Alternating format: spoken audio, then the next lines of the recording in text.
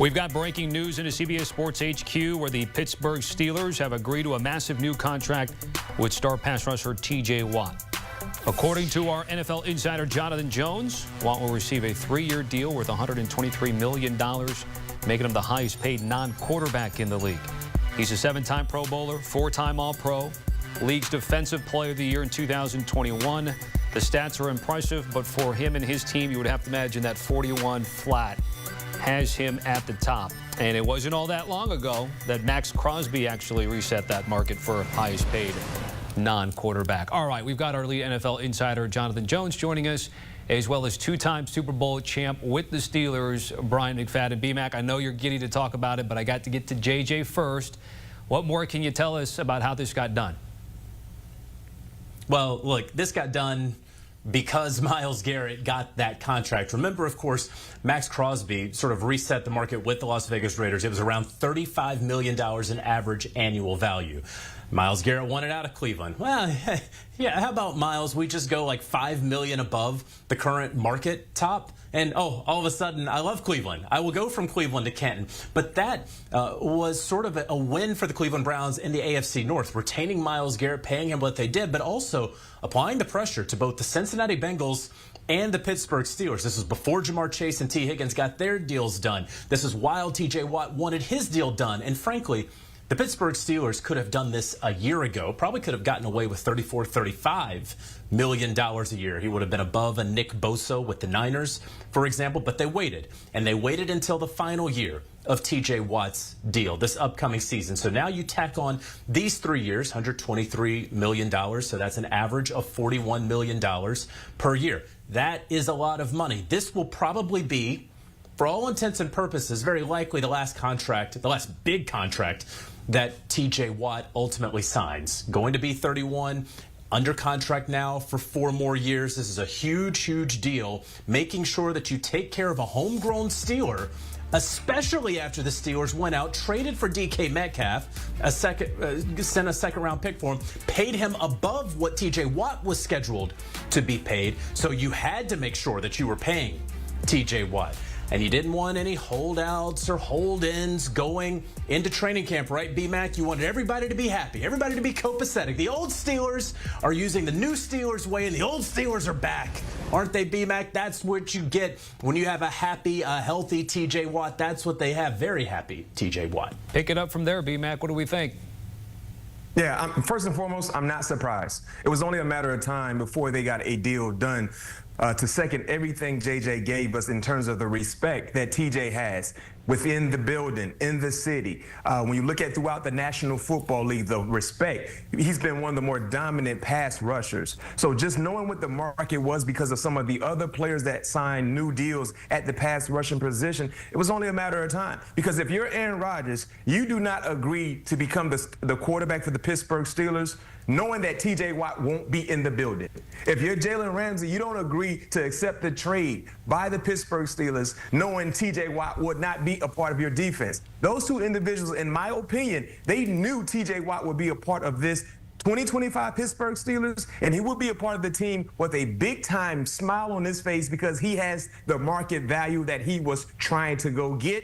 And it happened today, and to JJ's point, this is a huge move because training camp is right around the corner. You don't want to have any distractions in terms of off-the-field issues. This is all about getting back, getting dialed in, putting all the chips in the middle of the table, and having everyone available that can put their hand in the pile to be able to hoist a sticky Lombardi. So big-time move by Omar Khan and Mike Tomlin today. And like you said, T.J. Watt is smiling from ear to ear. Yeah, it looks like there's also some symmetry in our lower graphics. 108 career sacks. That 108 seems to be out there as well in terms of the money guaranteed. So, B-Mac, just to follow up on what I think JJ had also mentioned, like, what does this deal tell us about this particular Pittsburgh Steelers team trying to get to the postseason, win a postseason game, and get back to the big game?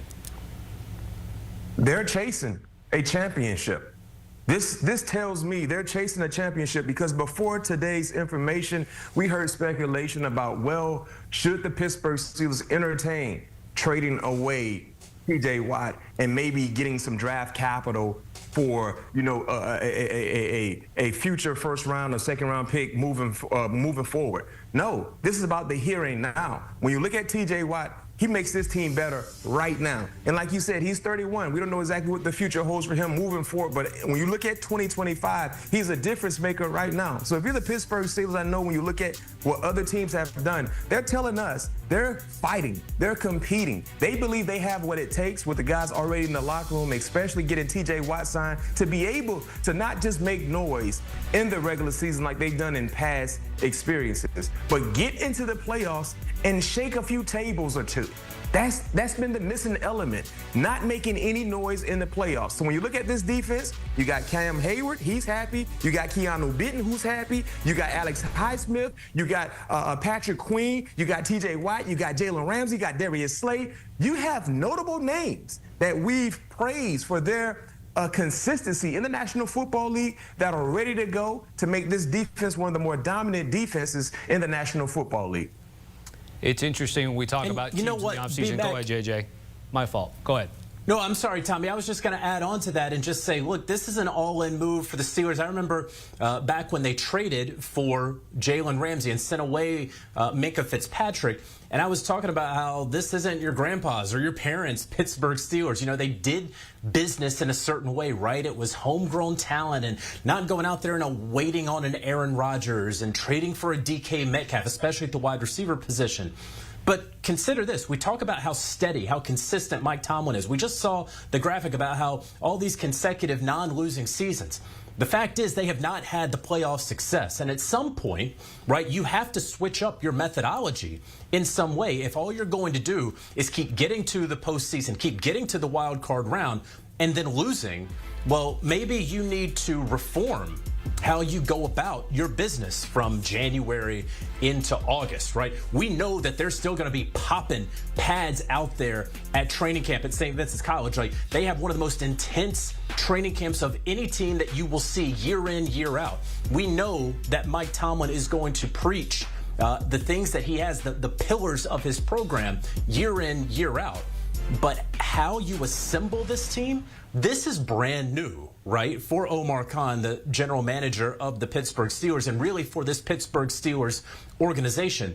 But you noted one thing, B-Mac. I'm so happy that you did. All that talk about, oh, boy, could T.J. Watt get traded? Of course T.J. Watt was never getting traded. I understand we have to fill the vacuum in the summer. Oh, potential landing spots for T.J. Watt. Listen, if your team is blessed by the good Lord to have T.J. Watt at 31 or 23 or whatever age, you don't trade T.J. Watt when you're trying to be a GM or whatever. You keep T.J. Watt and you keep him happy, and that's exactly what the Pittsburgh Steelers have done. Now, as we get ready for camp coming up soon, just B-Mac, what have been sort of the early returns outside of the T.J. Watt news about the new pieces that J.J. had mentioned?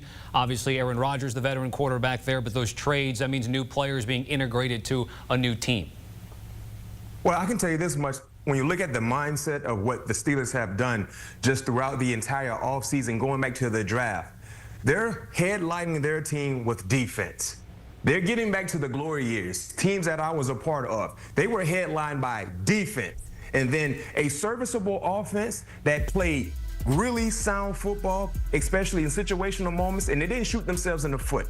That is the mindset now, because like I said, when you look at all three levels of this defense, you have notable names that are still playing high-level football. So when you're in a division, guys, when you have to chase Lamar Jackson, when you have to find a way to slow down Zay Flowers, when you have to find a way to slow down Derrick Henry, you better have some dudes that look like what they hunt.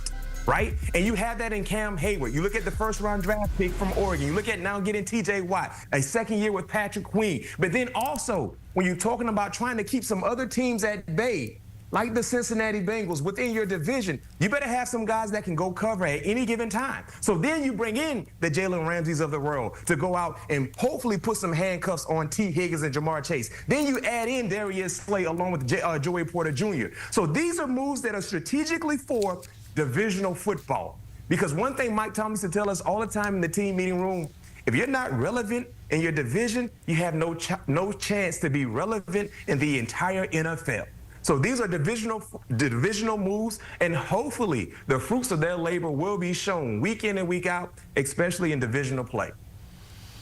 Postseason, getting there hasn't been the issue. It's been winning, of course. They don't have one since 2017 when Ben Roethlisberger was the quarterback of the team, and they had the Jets Week 1 on CBS.